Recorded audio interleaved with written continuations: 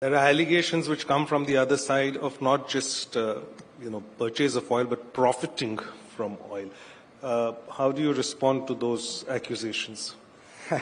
Look, it's funny you have people who work for a pro-business American administration accusing other people of doing business.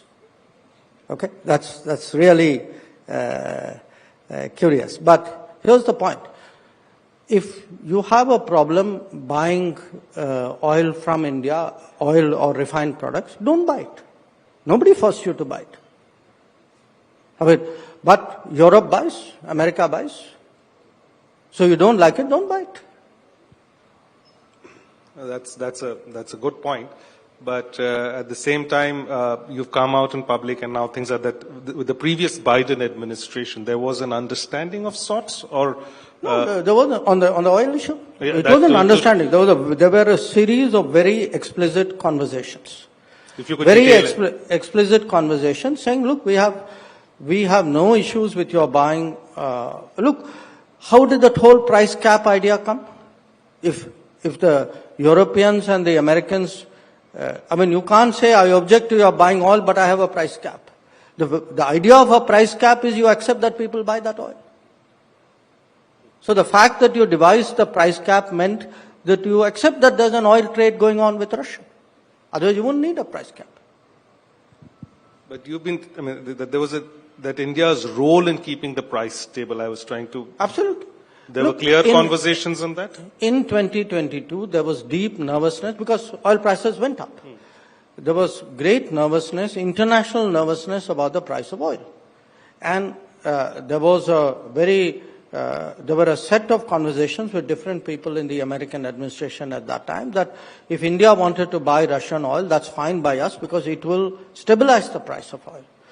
And by the way, those, after January, there were no conversations with the current administration saying don't do that. And this never came up in any of the trade conversations? Never? Anybody ever asked you?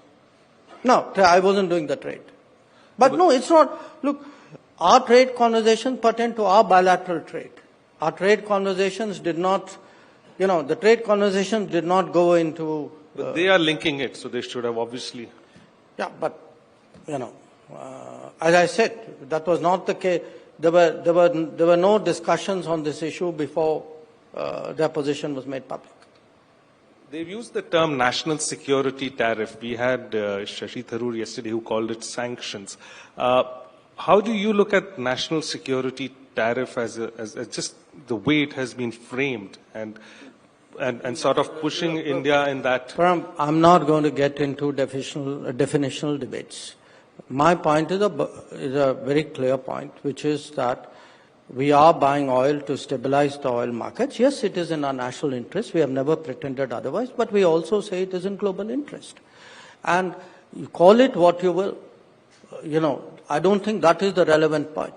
I think the relevant point is that levying tariffs on a country for doing what it has been doing openly with, and which other countries continue to do in larger volumes than us, is, in our view, unfair and unjustified. Beyond that point, whether you call it this or that, I don't think makes a difference. How do you see the road ahead?